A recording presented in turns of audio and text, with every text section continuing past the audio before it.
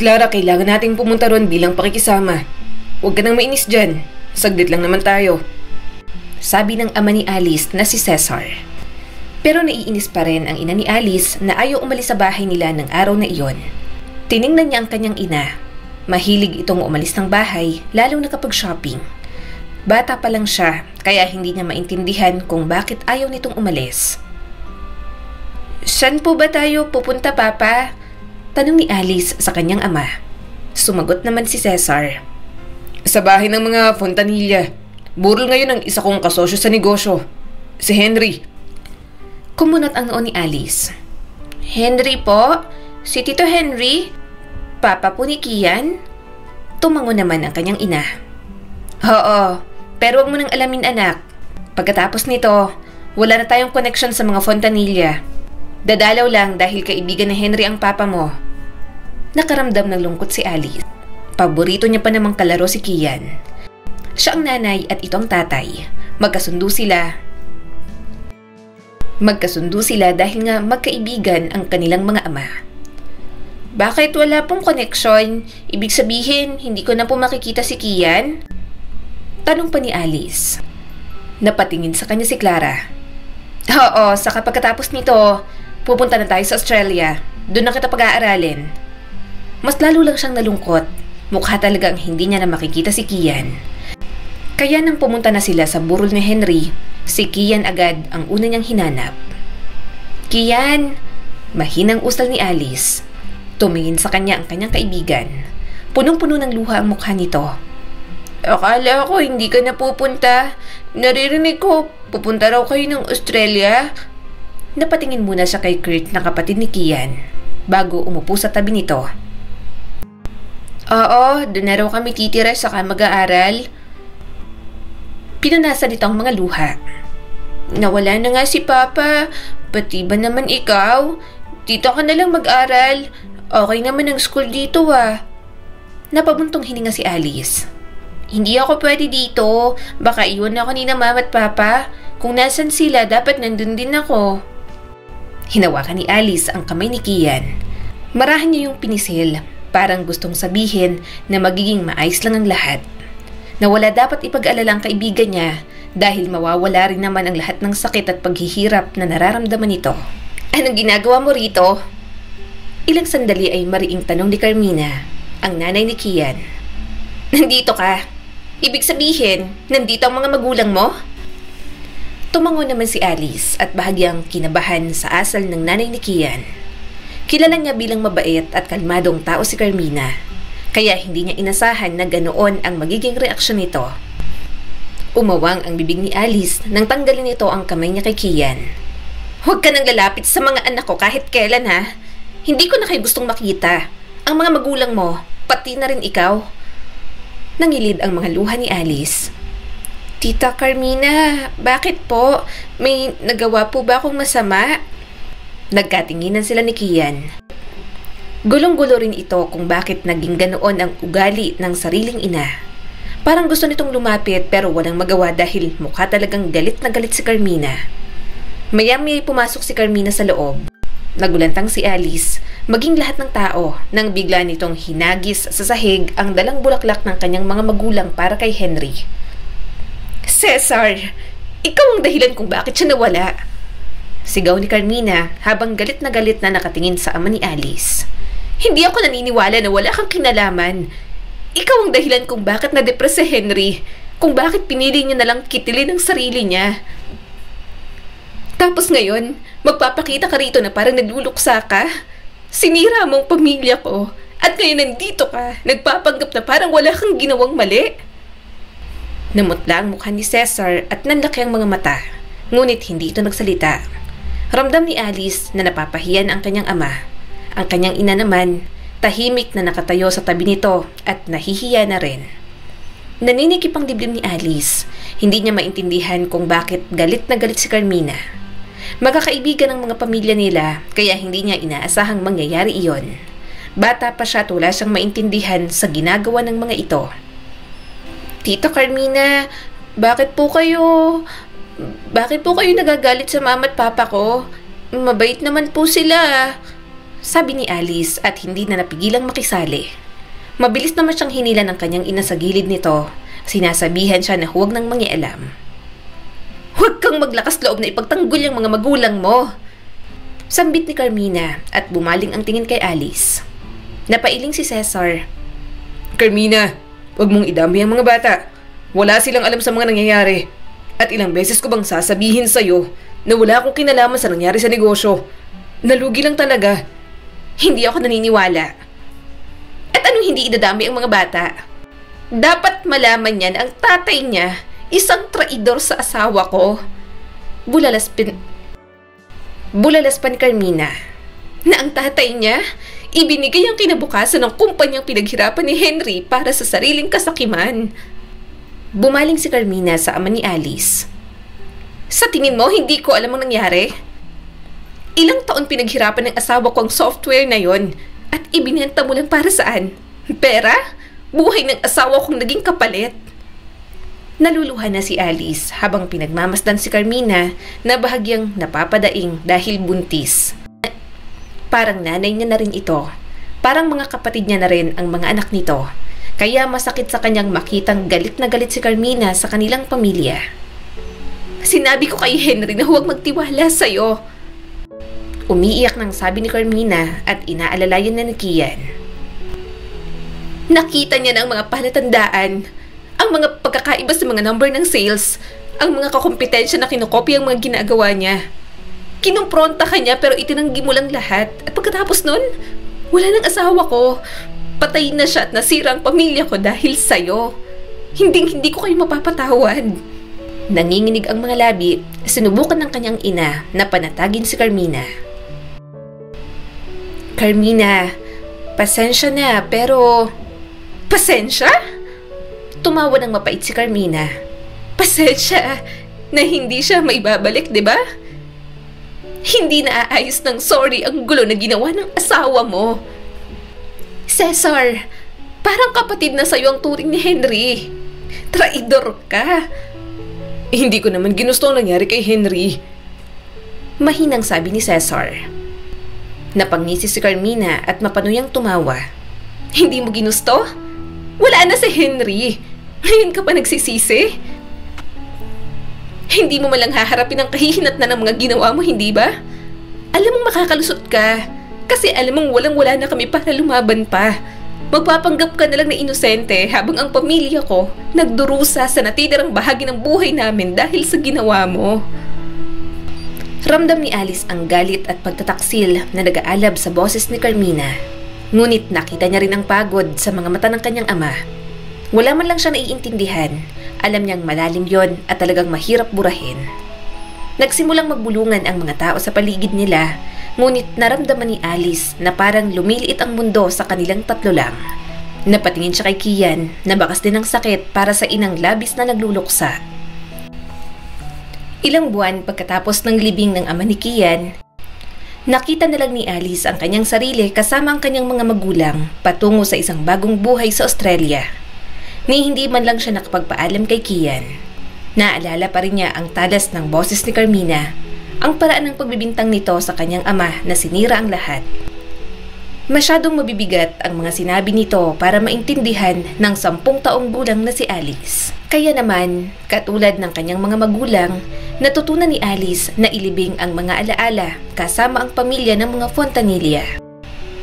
Ngayon, 7 taon na ang lumipas. Nakaupo si Alice sa kanyang silid sa kanilang bahay sa Australia. Naging isang dalaga na siya at sa mga taon na lumipas, marami na ang nagbago kay Alice. 17, Alice! 17 years old ka pa lang at gumagawa ka ng mga ganyan na hindi namin nalalaman. Matigas ang boses ng kanyang ama, parang latigo na pumuputok sa katahimikan ng silid. Anong iniisip mo? Mahigpit naming binili na huwag ka munang makipagrelasyon dahil masyado ka pang bata. Napabuntong hininga na lang si Alice. Wala siyang nakikitang mali sa pagkakaroon ng boyfriend. Malinis ang kanyang konsensya. Wala naman siyang ginagawang masama. Libangan niya lang naman ang boyfriend niyang si Jake dahil nakakakuha siya palagi ng atensyon sa binata. Bagay na hindi makuha sa sariling mga magulang. Palaging abala sa negosyo ang kanyang ama at puro paglalakwat siya naman ang inaatupag ng kanyang ina. Napapansin lang siya kapag may nagawang mali. Naibibigay naman kay Alice lahat ng pangangailangan niya. Pero pagmamahal at atensyon ng mga ito ang kailangan niya, hindi ang kahit na anong material na bagay. Pa, boyfriend lang naman po. Sabi ni Alice, medyo naiinis na napapagalitan siya ng ganoon. Hindi ko po makita kung bakit ginagawa niyo pang big deal. Humakbang papalapit ang kanyang ina. 17 ka pa lang. Minor ka pa. Tapos ang lakas ng loob mong magkaroon ng boyfriend. Alice, napag-usapan na natin to. Hindi ka pa handa para sa ganyang uri ng relasyon. Tumigil ka. Kapag 18 ka na at maayos ang lalaki, dun ka pa lang namin papayagan. Magiging distraction mo lang yan sa pag-aaral. Huminga ng malalim si Alice. Ma, anong pagkakaiba? 1 taon na lang po, 18 na po ako, so palagpasin nyo na po. Alam ko po sa sarili ko na responsable ako at matindi ang disiplina ko. Lagi ko pong ginagawa ang best ko sa school. Hindi ko po kayo kailanman binigo kung usapang grades lang din naman po. Never po akong gumawa ng bagay na mapapahiya po kayo. Naningkit ang mga mata ng kanyang ama.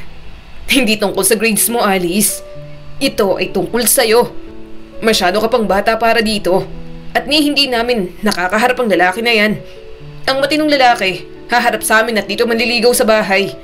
Nasa Australia tayo pero traditional pa rin ang gusto namin ng mama mo. Hindi mo naiintindihan kung anong ibig sabihin ng magkaroon ng ganyang relasyon. Hindi mo alam kung gaano kakomplikado. Hindi naman talaga alam ni Alice. Para sa kanya, mababaw lang ang mayroon sa kanila ni Jake. Hindi niya nasusundin ang tradisyonal na gusto ng mga magulang niya dahil ramdam niyang hindi naman yun magtatagal. Kung may ihaharap man siya, mapapangasawa niya na agad. Huwag na po kayong mag-alala. Please? Wala lang naman po yun. Wala po kaming ginagawang masama at hindi po komplikado gaya ng iniisip niyo pa. Protesta ni Alice. Protesta ni Alice at matamang tiningnan ang mga ito. Kami po ni Jake, hindi po kami lumalampas sa anumang boundaries. Nag-uusap lang po kami, banding at nag-aaral ng magkasama. Ano pong masama ron? Umiling ang kanyang ama at halatang pagkabigo. Hindi mo kailangan ng ganitong klase ng distraction. Kailangan mong tumutok sa pag-aaral mo. Tigilan mo na yan. Nakaramdam si Alice ng matinding pagkadismaya sa loob niya. Lagi naman po ako nakafocus sa school. Hindi po ako madaling madistract. Lagi ko pong ginagawa ang lahat ng tama, hindi ba? Nalalagpasan ko pa nga pong expectations ninyo. Ito lang po ang gusto ko. Teenager na po ako. Nag-aaral po ako pero gusto ko rin naman pong maranasan ng mga ganon. Yung iba dyan na parents, ma, pa, hindi po ganito kahigpit. Pero mas lalo lang niyang ginalit ang kanyang ama. You're grounded, Alice. Umawang ang kanyang bibig. Papa naman, so what? Grounded po ako dahil sa pagkakaroon ng boyfriend? Napabuntong hininga ang kanyang ama. Grounded ka ng 1 buwan. Saka mo lang gagamitin ang laptop mo kapag may gagawin kang related sa school. Walang phone, walang social media, walang contact sa boyfriend mo na yan. Hindi pwede sa akin yung pag-uugali mong ganyan. Hindi makapaniwala si Alice. Kung makahigpit ang mga ito, parang sobrang sama na ng kanyang ginawa. Gusto niya lang naman maranasan ang nararanasan ng ibang teenager na nasa edad niya. Akala yata ng mga magulang niya, kaya niyang maging perpekto na hindi pwedeng madungisan. Nang makalabas ang kanyang mga magulang sa silid, napahiga na lang si Alice sa kama. Nababangag na siya sa dami ng rules ng mga ito na dapat niyang sundin. Nakaka-suffocate na parang kailangan niyang maging perfect. Ang gusto niya lang naman, isang maliit na espasyo para makilala ang sarili niya. Sorry, ngayon lang ako nakahawak ng phone. Mahinang sabi ni Alice. Nag-iingat na hindi marinig ng kanyang mga magulang ang boses niya. Alice, hindi ko maintindihan. Dumadagundong ang boses ni Jake sa cellphone at halatang frustrated. Sabi ko naman sa'yo, 1 date lang. Bakit hindi ka pa makalusot dyan? Lagi namang wala mga magulang mo dyan, di ba? Hindi ka naman siguro nila mapapansin. Napabuntong hininga si Alice at napasandal sa dingding. Jake, hindi ako pwedeng lumabas na lang. May mga kasambahay kami rito at sinabi ko na sa'yo grounded ako for a month. Magtataka sila kung aalis ako ng bahay. Susundin ko yon kasi kapag nagpasaway ako, mas lalo lang nila akong hihigpitan. Sana maintindihan mo. So ano? Uupo ka lang dyan at hahayaan silang kontrolin ng lahat? Bulalas ni Jake. Hindi ka na maliit na bata. Umalis ka na lang. Napabuntong hininga si Alice. Half Filipino si Jake, kaya marunong itong magsalita ng Tagalog. Ayaw niya rin naman ng ibang lahi dahil pakiramdam niya hindi niya makakasundo. Karamihan sa mga kaibigan niya, mga Pilipino din. Bilang lang sa mga daliri ang may ibang lahi. Hindi, Jake, sabi pa ni Alice. Ayokong lumala ang parusa nila sa akin. Galit na galit sila sa akin dahil sa pagkakaroon ng boyfriend. Umuwi ka na lang. Nagkaroon ng mahabang katahimikan sa kabilang linya. Naghintay lang naman si Alice ng tugon nito. Sa wakas, nagsalita si Jake pero malamig na ang boses. Hayaan mo talaga silang kontrolin ka ng ganito dahil lang sa sinasabi nila na bawal. Isang malakas na tawa ang pinakawalan ni Jake. Kalimutan mo na, Alice. Hindi ka worth it. Bahala ka sa buhay mo. Ano? Bulong ni Alice. Halos hindi maproseso ang nangyayari. Mag-break na lang tayo. Parang wala lang nasabi ni Jake. Hindi ko kayang ituloy ito. Palagi kang gumagawa ng mga dahilan. Palaging hinahayaan silang magdikta sa buhay mo. Wala naman ako mapapala sa'yo kung lagi kang sumusunod sa paghihigpit ng parents mo. Naputol ang linya bago pa makapagsalita si Alice. Mapaklan na lang siyang tumawa sa kabastusan ni Jake. Kapag nakiusap ang binata sa kanya, hindi na talaga siya makikipagbalikan. Hindi siya nalulungkot dahil hindi man lang siya na-inlove kay Jake ng todo. Hindi yun ang malalim, nakakasira ng kaluluwa na uri ng pagmamahal na naisip niya sa kanyang isipan. Gusto niya lang itong kasama, ang humor, ang paraan ng pagpapatawan nito sa kanya kapag may mga problema siya. Kaya pinatulan na ni Alice kahit bawal. Napabuntong hininga si Alice at inihagis ang cellphone sa kanyang kama at tumayo. Mag-aaral na lang siya. Lumabas siya mula sa kwarto at papunta sana sa library. Kailangan niyang linisin ang kanyang isip. Anumang bagay para takasan ang gulo ng mga emosyon na umiikot sa kanyang kalooban. Nang dumaan siya sa sala, natigilan siya nang marinig niyang nag-uusap ang kanyang mga magulang. Lumalala na siya simula nang lumipat tayo dito, Cesar. Mahina ngunit puno ng pag-aalala ang boses ng kanyang ina. Lahat ng kalayaang ito sa Australia, hindi ito maganda para sa kanya. Oo, gumagawa siya ng gusto natin. Nag-e-excel naman siya.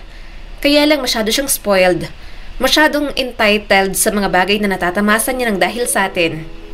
Matalinang mayabang. Ganon lumalaki ang anak natin. Nakaramdam si Alice ng kirot sa kanyang dibdib. Nanatili lang siya roon. Alam niya namang may kayabangan siya pero panakip niya lang naman yon para hindi malaman ng iba na mahina siya. Ayaw niya kasi ng kinakaawaan. Lahat ng issue niya sa tahanan, hindi niya kailanman sinabi sa iba. Wala siyang taong napagkwentuhan ng mga hinanakit at problema niya. Palagi niya lang sinasarili ang lahat. Alam ko, Clara. Tugon naman ni Cesar. Kailangan niya ng disiplina. Masyado niya nang naa-adapt ang mga nakikita niya sa paligid niya. Lahat ng mga distractions, mga lalaki, mga gimmick. Maayos ang grades niya pero hindi talaga ako kumbinsido na hindi siya mahuhulog sa mga kalokohang ginagawa niya ngayon. Anong gagawin natin? Tanong ng kanyang ina na may bahid ng pag-aalala ang boses. Sa tingin ko, oras na para bumalik siya sa Pilipinas. Baka sa San Pascual, malayo sa city. Kailangan niya ng pagbabago sa kapaligiran. San Pascual? Ang probinsya ng kanyang ama, ang huling lugar na gusto niyang balikan. Hindi siya makapaniwala sa kanyang narinig. Bago pa siya makapag-isip, lumapit na si Alice. Teka, ano po? Ayoko po. Lumingon ang kanyang mga magulang. Alice, narinig ko po. Nauutal niyang sabi. Balak niyo po talaga akong ibalik sa Pilipinas? Sa San Pascual pa? Napabuntong hiningang kanyang ina. Para sa ikabubuti mo to, Alice. Panahon na para matuto ka. Masyado kang spoiled dito at hindi ka talaga namin masyadong natutukan. Kaya kung ano-ano na lang ang ginagawa mo, kailangan mong maranasan mamuhay doon. Nandun naman ang lola mo. Mababantayan ka at dahil probinsya, hindi ka rin naman makakalayo. Halos magkakakilala lang ang mga tao ron, parang nalang kong dayo. Pero ayoko pong bumalik sa Pilipinas. Tutol ni Alice at tumataas ang boses. Ayoko na pong bumalik doon. Nandito na po ang buhay ko. Paano ang pag-aaral ko? Mas okay po ang pag-aaral ko rito. Bakit ibabalik niyo pa po ako doon? Humulukip-kip ang kanyang ama at matatag pa rin ang ekspresyon. May isang pampublikong paaralan sa San Pascual. Pupunta ka doon at matututo ka ng disiplina. Makakabuti yun sa'yo. Kaya ka ganyan kasi hindi ka sanay sa hirap. Dapat matuto ka. Public school? Ulit ni Alice at medyo nanggigil na. Nakakatawa. Hindi ko po kayang itapon lahat ng pinaghirapan ko dito para lang pumasok sa public school. Nagsalita ang kanyang ina. Malumanay ngunit matatag din ang boses. Para to sa ikabubuti mo, Alice. Kapag tumanda ka pa, mas maiintindihan mo kung bakit namin ginagawa to. Parang gumuho ang mundo ni Alice sa paligid niya. Ayaw niya talaga at tila labis na parusa para sa kanya. Pero kahit anong protesta niya, alam niyang nakapagdesisyon na ang mga ito. Bakit ito lang po? Kasya na ba to sa baon ko? Medyo naiinis na tanong ni Alice sa kanyang lola Cora. Bahagyan naman siyang pinalo ng matandang babae. Anong yan lang? Malaki ng 100. 20 pesos lang ang pamasahe mo papunta sa school. Maghihintay ka ng kasabay sa pagsakay sa tricycle. Kapag special, hindi ka makakauwi. Bahala ka sa buhay mo. Ang laki pa nga niyan. Saka enrollment lang naman ang gagawin mo ron. Sabi ng mga magulang mo, gawin kong 200 ang baon mo kapag pumapasok ka na. Mahabagin, ang laki ng 200 para sa isang araw. Hindi na lang nakapagsalita si Alice. Kulang pa ang 200 sa kanya. Pero wala naman siyang magagawa. Baka kapag nagreklamo pa siya, mas lalo lang mabawasan. Bakit ka ba nakadress? Tanong pa ng pakialamerang si Lola Cora. Ano, magsisimba ka ba? Magsimpleng shirt ka na lang sa kanang jogging pants. Mamaya paglinisin kayo kasi brigada rin. At naka-heels pa. Probinsya naman ito, kahit nakasuot ka lang ng tsinelas, Neng. Diyos ko, itong si Cesar, hindi ka na napalaki ng maayos, puro kaartihan lang ang alam mo, apo. Napabuntong hininga si Alice. Lola, okay lang po mag-inarte sa panahon ngayon kung maganda naman po ako. Saka no, Lola, hindi niyo po ako mapapalabas ng bahay na nakatsinelas lang. Napailing na lang ang lola niya na maraming sinasabi. Bahala ka. Huwag kang aangal dyan na parang hindi kita sinabihan, ha? Sige, kaya mo na yan. Paglabas mo, may kanto dyan. Sumakay ka sa tricycle. Ang sabihin mo, maghihintay ka ng kasabay. Sabihin mo lang ang school at alam na nila yan. Kapag uuwi ka naman, may sakayan din doon. Sabihin mo lang sa Ilaya, sa bahay ni Kakora, tapat ng lumian ni Aling Tonyang. Napangiwi na lang si Alice. Paulit-ulit yung sinasabi ng kanyang lola. Kagabi pa, kaya nag-take down notes na siya. Ayaw niya rin namang maligaw, kaya nakikinig pa rin siya kay Lola Cora. Namumuhay pa rin sa simpleng pamumuhay ang ina ng kanyang ama. Sinasama ito noon sa Australia pero ayaw nitong sumama. Kaya pinagawa na lang ang bahay sa San Pascual. Hanggang 2nd floor lang yon at katamtaman ng laki. Pero maganda namang tingnan. Malawak din ang bakuran ng kanyang lola. Iyo, mahinang usal ni Alice nang makita niyang school at kabababa niya lang. Naiinis siyang inayos ang kanyang buhok. Tiningnan niyang itsura sa salamin ng press powder niya. Biyahe pa lang papunta sa school, haggard is real. Mataas na ang araw sa langit nang humakbang si Alice sa maliit na covered court ng school. Malayong malayo ang school na yon sa school niya sa Australia. Tama nga ang lola niya, karamihan ay mga nakatsinelas lang o kaya'y nakasuot ng sandal. Marami tuloy ang napapatingin sa kanya. Apo yan ni Kakora, diba? Yung galing sa Australia na anak-anakan niyang mayaman? Tanong ng isang babaeng nagwawali sa may kanal. Mukhang sosyal, bakit dito yan mag-aaral? Napatingin siya sa nagbubuhat ng teacher's table. Tingin ng tingin sa kanyang isang binata, kaya tumama na ang likod nito sa bakal na poste. Oh, ingat naman. Parang siraulo naman. Natatawang sabi ng kasama nitong nagbubuhat. Hinagot nito ang batok at muling sumulyap sa kanya. Namumula na ang mukha nito. Sorry, may nakita lang na maganda. Binatukan naman ito ng kasama. Baliw, di ka papatulan yan. Ayaw niya sa mga pangit at may hirap. Napangiwi na lang si Alice at dumiretso pa sa paglalakad. Pati sa mga estudyante, nakikringe na siya. Kung makatingin ng mga ito, para bang siya lang ang tao sa buong court. Maya-maya'y lumapit siya sa isang lalaki na mukhang nakasuot ng org shirt. May nakalagay na president sa likod ng damit nito. Naka-polo shirt, pants at nakasuot ng sapatos.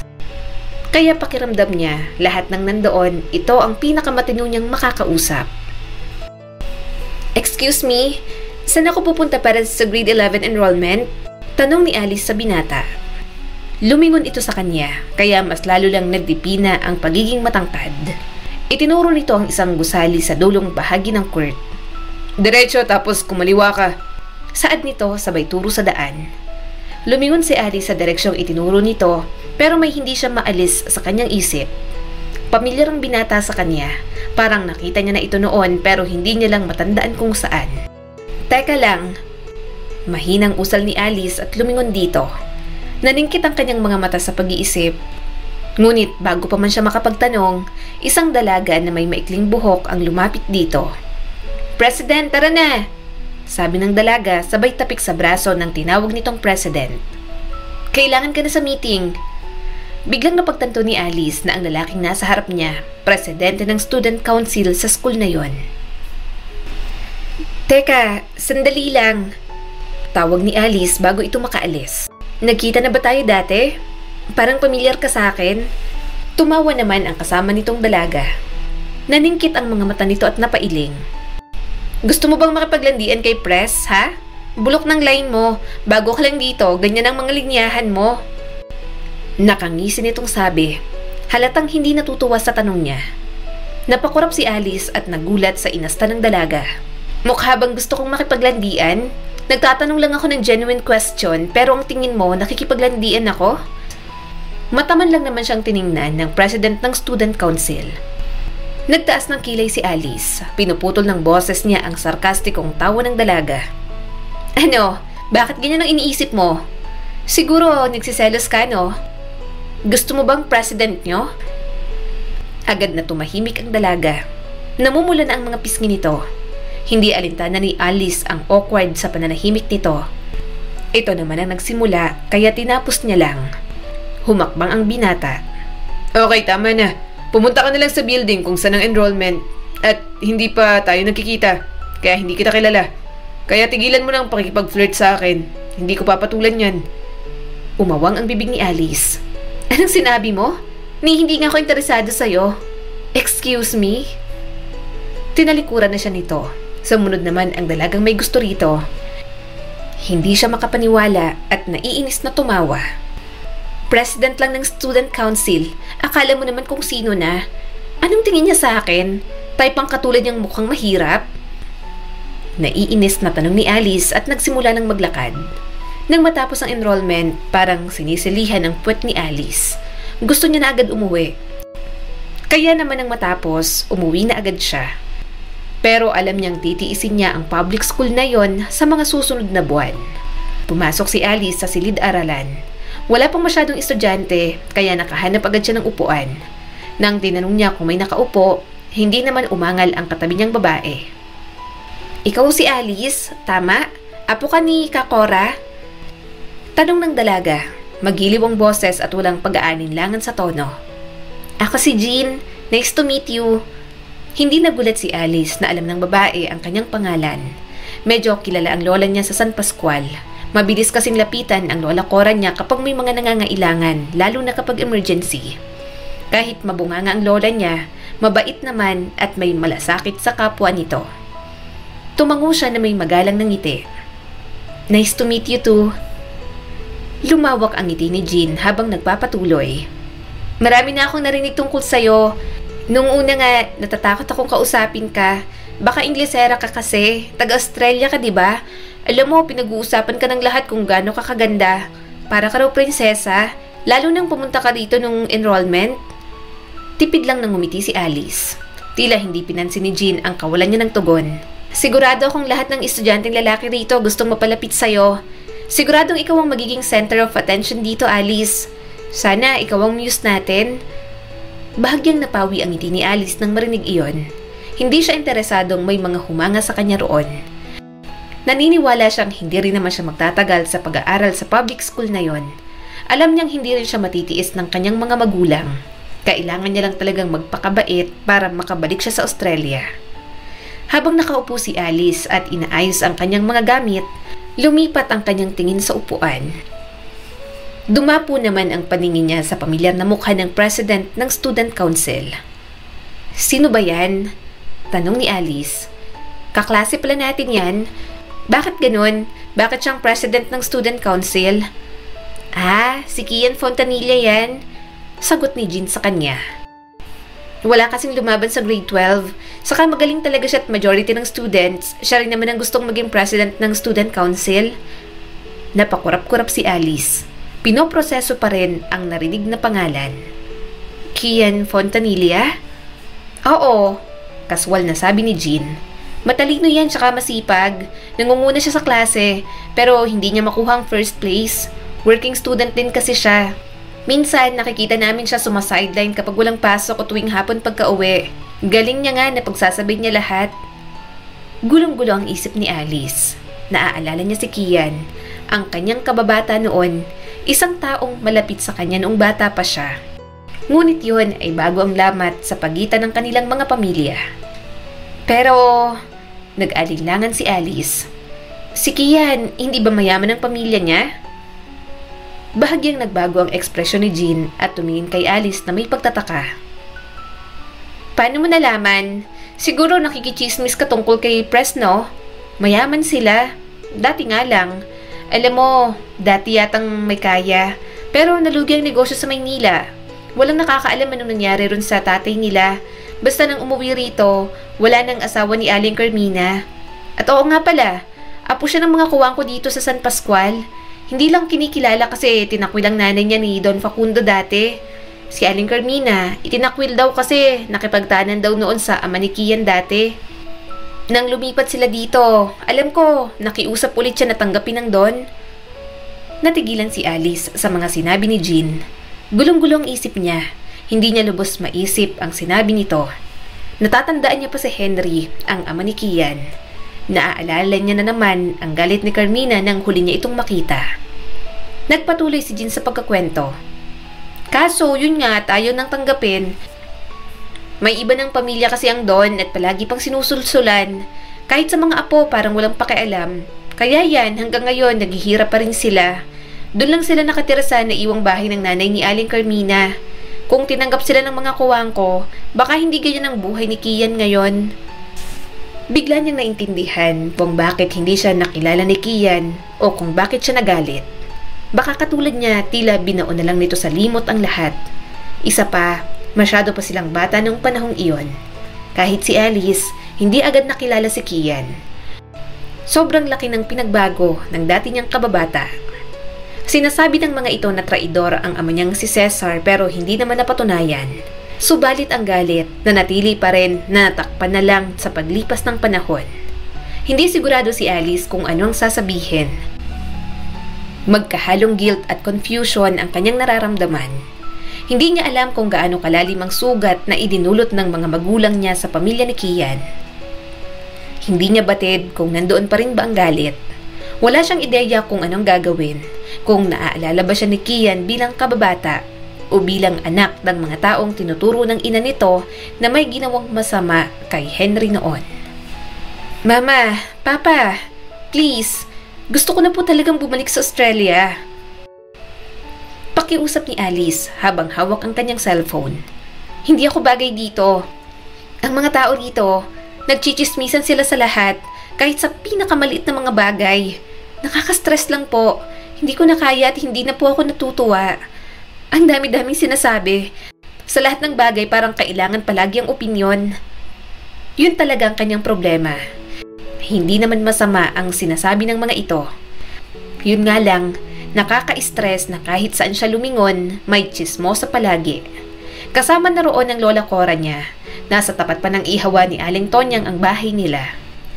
Mas maraming chismosa roon.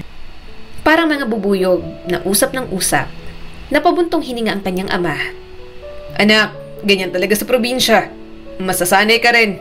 Yung mga tao dyan, sila-sila lang din ang magkakakilala. Hayaan mo na. Alam ni Alice yon, kahit mga kaklase niya, parang kilala na ang isa't isa simula mga bata pa. Parang yun na lang ang nakikitang mukha. Kaya ngayong bagong mukha siya, nasa kanyang atensyon ng lahat. Yon ang ayaw ni Alice. Alice, naiintindihan namin ang nararamdaman mo. Pero para sa kapakanan mo rin yan. Saad naman ang kanyang ina. Nagsalita muli si Cesar. Mananatili ka dyan at matututo ka sa buhay, Alice. Hindi kaunting hirap lang, parang mamamatay ka na. Babalik ka rito pero kapag natutunan mong pahalagahan ng mga bagay na mayroon ka. Ang paraan ng pamumuhay dyan. Paano po ang debut party ko? Huwag niyo pong sabihin na dito ako mag-18th birthday. Papa, nandyan ang mga kaibigan ko. Bulalas ni Alice. Bahagya pang tumawa ang kanyang ama na parang nang aasar. Bakit hindi? Siguradong magkakaroon ka naman ng kaibigan dyan. Saka malawak ang bakuran ng lola Cora mo dyan. Dyan na magdadaos ng party. Uuwi na lang kami ng mama mo. Gusto nang umiyak ni Alice ng malakas. Sobrang cheap noon para sa kanya. Natahimik ang linya ng ilang segundo. Walang paraan para mabago niya ang isip ng mga ito. Okay, fine. Sabi ni Alice, halatang napipilitan. Mananatili po ako dito pero please, Pa, kapag may nakita na po kayong changes sa akin, pauwi niyo na po ako agad dyan. Nagpaalam siya sa kanyang mga magulang nang matapos ang tawag. Tinitigan ni Alice ang cellphone sa kamay niya. Mabigat ang kanyang dibdib. Hindi talaga siya makakauwi kaagad.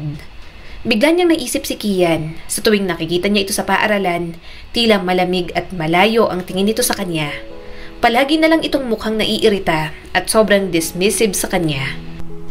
Pero sa lahat, modelong estudyante, friendly, approachable, tumatawa at nakikipagkwentuhan sa iba. Sa akin lang ganun si Kian, kaya sure ako, may galit siya sa akin at sa mga magulang ko. Napasinghap si Alice. Pero bakit damay ako? Bata rin naman ako ng mga panahong yun ah. Saka hindi naman napatunayan na may kasalanan ng mga magulang ko sa nangyari kay Tito Henry dati. Sinubukan na lang hindi isipin ni Alice. Pero masyado talaga siyang stress, kaya bumili siya ng alak pangtanggal lang ng mga iniisip niya. Kaya nang sumapit ang hapon, nag-cut na siya ng klase. Pumunta siya sa likod ng building. Alam niyang walang masyadong pumupunta roon. Doon niya nilaklak ang nabili niyang alak para kapag umuwi siya, tulog na siya kaagad. Hindi naman siya nag-aalala dahil mataas ang alcohol tolerance niya. What the? Sobrang pakla. Bakit kasi walang red wine o tequila dito? Tanong niya tiningnan ang bote ng alak. Ano nga to? Gin bilog? Hindi na ulit ako iinom niya to. Pero sayang kaya uubusin ko na lang.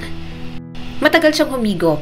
Iinom na sana siya ulit nang may narinig siyang boses ng lalaki mula sa kanyang likuran. Ibigay mo sa akin yan, Alice. Gulat na lumingon si Alice. Sa daming pwedeng makahuli sa kanya, si Kian pa talaga. Bakas ang inis sa mukha nito at inagaw ang bote sa kamay niya. Bago pa siya makapag-react, nanlilisik ang mga mata nito sa inis. Bakit ka umiinom nito?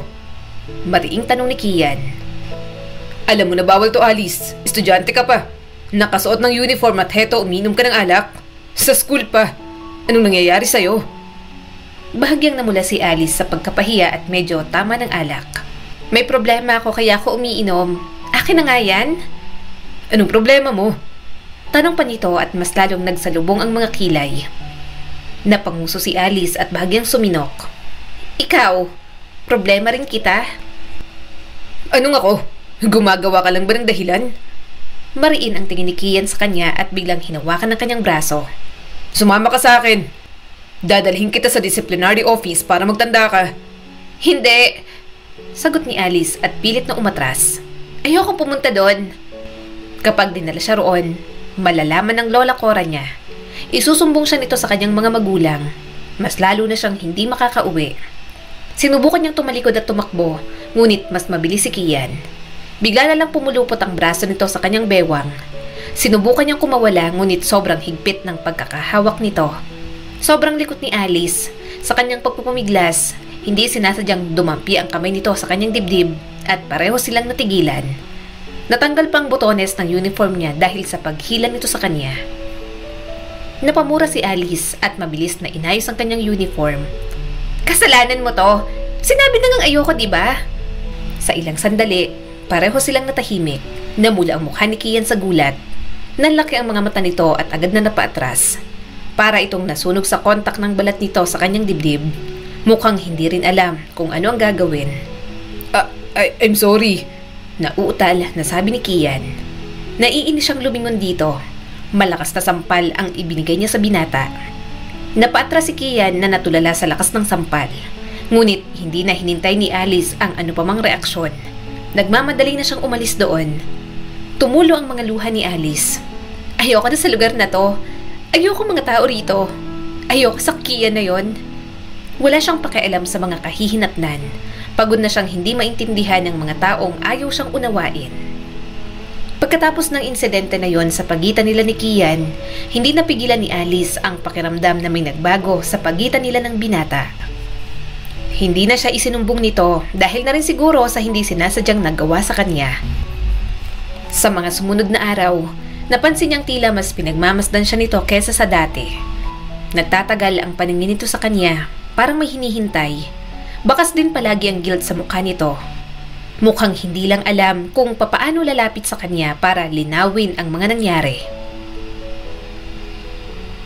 Fajardo, Fontanilla, kayong partner sa project. Saad ng teacher nila sa isang subject. Umawang na lang ang bibig ni Alice. Gusto niya sanang tumutol pero wala na naman siyang magagawa. Naiinis siyang lumapit sa tabi ni Kian. Tumikim ang binata at inayos ang upuan niya. Maupo ka na. Tayo palang partner. Pag-usapan natin ang gagawin. Napairap na lang si Alice. Pinag-uusapan na nga nila kung kailan at saan nila gagawin. Kaya naman isang araw, nakita niya na lang ang sarili na papunta sa kiosk pagkatapos ng klase. Nandun na si Kian, hinihintay na siya. Dala mo ang laptop mo? Tanong ni Kian sa kanya. Dala ko rin ang sa akin. Tumango na lang siya. Habang ginagawa nila ang project, sinubukan niyang umarte na parang walang pakialam. Pero nakatutok talaga ang mga mata ni Kian sa kanya bawat minuto. Ramdam na ramdam ang tensyon sa pagitan nila. Para pangang distracted ang binata. Kian! Tawag ni Aileen, ang secretary ng student council at ang babaeng pinagbintangan siyang gustong makipaglandian kay Kian.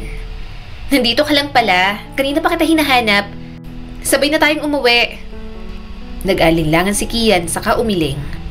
Marami pa akong gagawin para sa project namin ni Alice. Baka matagalan pa kami rito. Next time na lang. Ngunit umiling si Aileen at may paghawak pa sa braso ng binata. Ayos lang yan. Kaya ko maghintay. Saka, ayaw ko pa rin namang umuwi. Tapusin mo na yung project niyo ni Alice at tatambay lang ako dito hanggang sa matapos kayo. Gusto kong sabay tayong umuwi. Hindi maiwasan ni Alice na makaramdam ng inis. Naiinis lang talaga siya kay Aileen dahil sobrang selos na selos. Parang pag-aari si Kian kung umasta. Obvious naman na interesado ito sa binata. Sa sandaling yon, bigla na lang tumunog ang tiyan ni Alice. Narinig yun ni Kian. Hindi pa siya nakakakain ng tanghalian kaya nagwawala na ang dragon sa kanyang tiyan. Nagugutom ka ba? Malumanay na tanong ni Kian sa kanya. Tumango naman siya. Oo, hindi pa ako nag-lunch kanina. Mabilis namang tumayo si Kian at kinuha ang wallet nito. Ibibili kita ng pagkain sa labas. Sarado na kasi ang kantin dyan kapag hapon. Kukuha na sana ng pera si Alice pero ngumiti ang binata. Hindi tinanggap ang ibabayad niya sana. Ako nang bahala. Itago mo na lang yan. Ako nang bibili ng pagkain natin. Tumaas ang isang kilay ni Alice ngunit hindi na siya nakipagtalo. Nawala si Kian at lakad-takbong pumunta sa labas. Babalik na sana siya sa ginagawa pero natigilan siya sa tingin ni Aileen. Problema mo? Tanong ni Alice. Naningkit ang mga mata ni Aileen. Humalukip-kip at halatang naiinis. Bakit ginagawa mong utusan si Pres? Napakurap-kurap si Alice sa pagtataka. Nagpakawala siya ng isang maikli at nanunuyang tawa. Seryoso ka ba? Anong utusan? Siya ang nag-volunteer. Hindi mo ba narinig? Si Kian ang student council president. Sa tingin mo, kaya ko siyang gawing utusan na lang? Mag-isip ka nga. Alam mo, bawasan mo yan kasi obvious na obvious ka, Aileen. Nagsiselos ka lang sa isang bagay na hindi naman kailangang pagsilosan. Kung gustong-gusto mo si Kian, itali mo sa leeg mo. Hindi mo ko kailangang awayin. Bumuk ang bibig ni Aileen ngunit hindi na muling nakaimik. Bakas ang inis sa mukha nito pero wala rin namang masabi. Maldita si Aileen pero mas maldita naman siya. Hinding-hindi siya makikipag-away para lang sa lalaki. Mas lalong hinding-hindi siya makikipag-away para lang sa lalaking gusto niya na hindi niya naman boyfriend. Maya-maya lang ay bumalik na si Kian na may dalang pagkain. Inilapag agad nito sa harap ni Alice. Sinulya pa nito si Eileen na nakatayo pa rin doon. Eileen, sabi ni Kian sa dalaga. hindi mo na ako kailangang hintayin pa rito. Ihahatid ko rin si Alice mamaya pagkatapos namin. Kaya mas matatagalan talaga. Hindi namin alam kung gaano katagal ang project na to kaya mas mabuting umuwi ka na. Halata ang pagtutol sa mukha ni Eileen ngunit hindi na nakipagtalo. Tumalikod ito at naglakad palayo, halatang bigo. Kumagat si Alice sa kanyang pagkain, pilit na iniwas ang tingin kay Kian. Ang kanyang isip ay tumatakbo pa rin, sinusubukang iproseso ang lahat. Ayaw niyang makialam sa kung ano ang meron kina Kian at Eileen. Ayaw niyang makialam kung ano ang meron sa pagitan ni Kian at Eileen. Napansin ni Alice ang pagbabago ng pakikitungo ni Kian sa kanya. Palaging nariyan ang binata para sa kanya. Nag-aalok ng pagkain kapag nagugutom siya.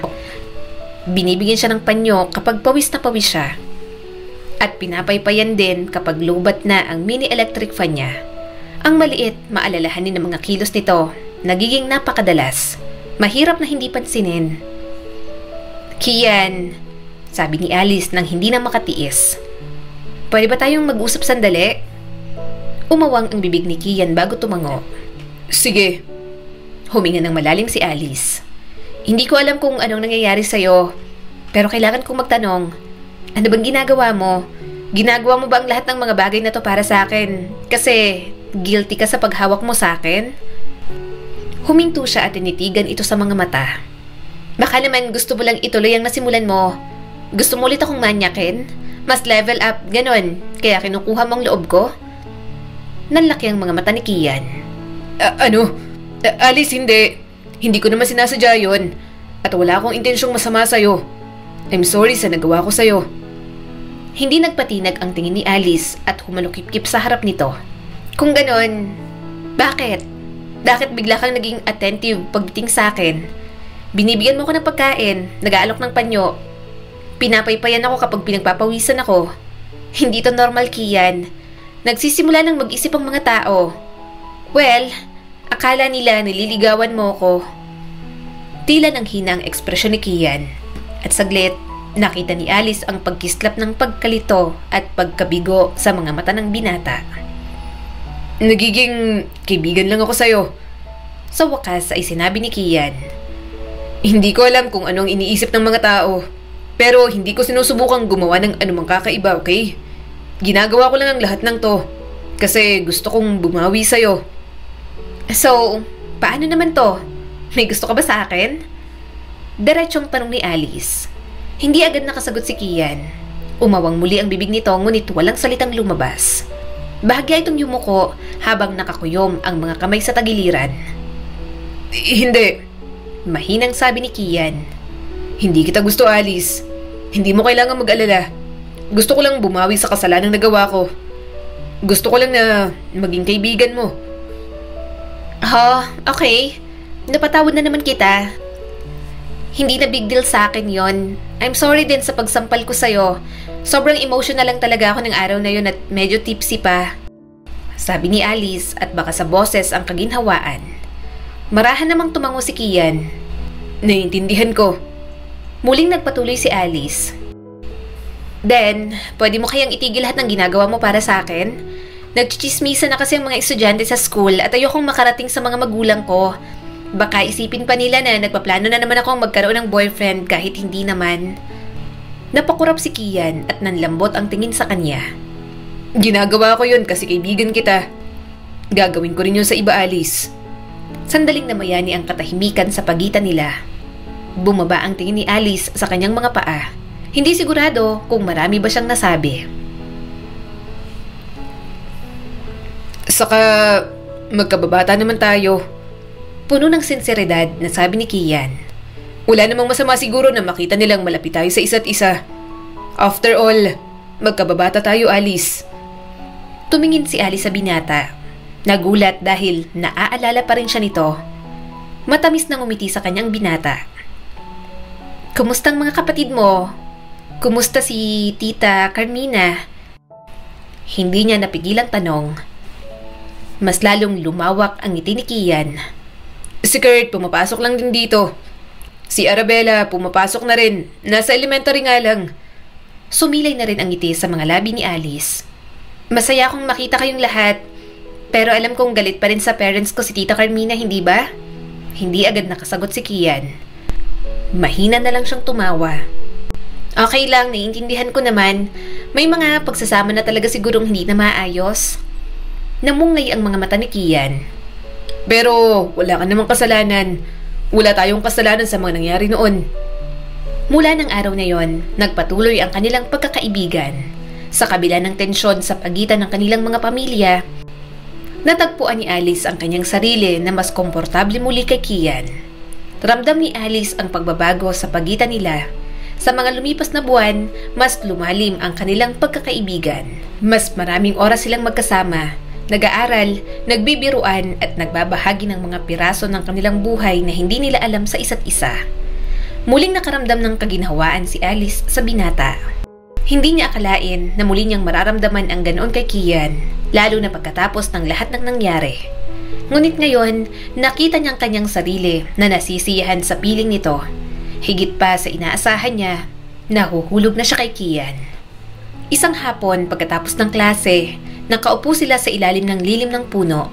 Si Alice na saglit na natahimik, sa wakas ay nagsalita na. Kian, sambit ni Alice at tinitigan ang kanyang mga kamay. Alam kong nakakatawa pero parang gusto na kita. Hindi lang bilang kaibigan, Kian. Masigit pa ron. Napalunok si Alice, kinakabahan sa kanyang pag-amin na ginawa. Hindi siya sigurado kung bakit niya nasabi yon. Pakiramdam niya kasi, kung hindi niya pa maamin kay Kian, parang sasabog na ang kanyang puso sa labis na emosyon. Hindi kaagad nakasagot si Kian at nagsimulang bumilis ang tibok ng puso ni Alice. Ayaw niyang masira ang kanilang pagkakaibigan, ngunit hindi niya nakayang itago ang kanyang nararamdaman. Sa wakas, bumuntong hininga si Kian at inilipat ang tingin sa kanya. Ayoko ng ganyan, Alice. Hindi kita gusto sa parang gusto mo. I'm sorry pero ayoko. Manatili na lang sana tayong magkaibigan. Mas mabuti ang ganito. Umawang ang bibig ni Alice. Nararamdaman ang kirot sa kanyang puso. Hindi niya siguro napaghandaan ang pagtanggi ng binata. Akala ni Alice pareho lang sila ng nararamdaman. Napakurap siya, pilit na pinipigilan ang mga luhang gustong kumawala. Okay, sige. Sabi ni Alice at pilit na ngumiti na hindi man lang umabot sa mga mata niya. Hindi ko rin naman ina-expect na ganun din ang mararamdaman mo. Ayoko lang itago ito sa akin kaya inamin ko na. Huwag ka mag-alala, simpleng paghanga lang naman to, Kian. Mawawala rin to. Magkaibigan pa rin naman tayo, di ba? Tumango si Kian kahit na may pag-aalinlangan sa mga galaw nito. Oo, kaibigan. Pero iba na sa mga sumunod na araw. Umiwas na si Kian sa kanya. Sinabi nitong mananatili pa rin ang kanilang pagkakaibigan pero ito pa rin ang naunang lumayo sa kanya. Sinubukan ni Alice na huwag pansinin. Sinasabi sa sarili na baka masyado lang siyang nag-overthink. Baka busy lang talaga si Kian, kaya walang oras para sa kanya. Pero sa kaibuturan ni Alice, hindi niya maalis ang pakiramdam na iniiwasan siya nito. Nabalitaan niyo ba? Naliligawan daw ni Kian si Aileen, sabi ng isang babae sa kantin. Humigpit ang hawak ni Alice sa kutsara. Narinig niya na ang mga chismis na yon, pero ayaw niya pa rin maniwala.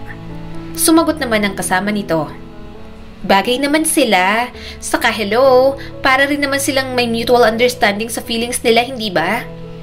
Gustong punahin ni Alice pero pinigilan niya ang sarili. Mabuti na lang dahil mapapahiya siya. Nakikita niyang palaging magkasama ang dalawa. Nagtatawanan pa at parang nasa isang romance movie. Talaga naman ang president namin. Marunong naman ligaw. Bulalas ng isang binata sa table ng mga ito. Paglingon ni Alice, nakita niya si Kian sa tabi ni Aileen. May hawak na isang tangkay ng rosas si Aileen habang hawak ang isang kamay ni Kian. Narinig niya ang hagikik ng dalaga habang pinagmamayabang sa mga kaibigan na boyfriend na nito si Kian. Oo nga, kami na. Natatawang sabi ni Aileen. Magka-holding hands na nga kami. Ayaw niyo pang maniwala? Pagdating niya sa bahay, tumulo na ang kanyang mga luha. Sa kwarto na lang siya umiyak ng umiyak. Ayaw niya nang manatili pa sa San Pascual. Ayaw niyang harapin si Kian. Ayaw niyang makita na kasama nito si Eileen. Gusto ko pong bumalik sa Australia. Umiiyak niyang sabi sa kanyang ina nang tawagan niya ito sa cellphone. Please po, nangangako po ako na masusunod na po ako sa inyo. Hindi na po ako magiging pasaway. Mama, please. Anong problema, Alice? Tanong ng kanyang ina na bumabaha sa boses ang pag-aalala. Bakit ka umiiyak? Sinubukan ni Alice na kontrolin ang kanyang paghinga, ngunit patuloy na dumarating ang mga hikbi. Ayaw niyang sabihin sa mga ito ang totoong dahilan. Ayaw niyang malaman ng mga ito ang tungkol kay Kian o ang sakit na namumuo sa kaloob-looban niya. Miss na miss ko na po kayo ni Papa. Dahilan na lang ni Alice. Gusto ko na pong umuwi dyan. Please? Napabuntong hiningang kanyang ina. Okay, sasabihin ko sa Papa mo. Pwede ka nang bumalik dito. Tumahan ka na, anak. Nakaramdam ng ginhawa si Alice kahit na naiwan ng pait at sakit na dulot ni Kian. Malapit na rin naman siyang makagraduate kaya kaunting panahon na lang. Hindi na lang siya a-attend ng graduation. Gagawin niya ang lahat para hindi na manatili sa lugar kung nasaan si Kian. Nang makabalik siya sa Australia, nanatili lang siya roon ng ilang buwan, pero bumalik lang ulit sa Pilipinas. May nangyari kasi sa negosyo ng kanyang ama. Bukod doon, nagkasakit ang kanyang lola Cora, kaya pinagamot nila sa Maynila. Subalit kalaunan ay pumanaw na rin.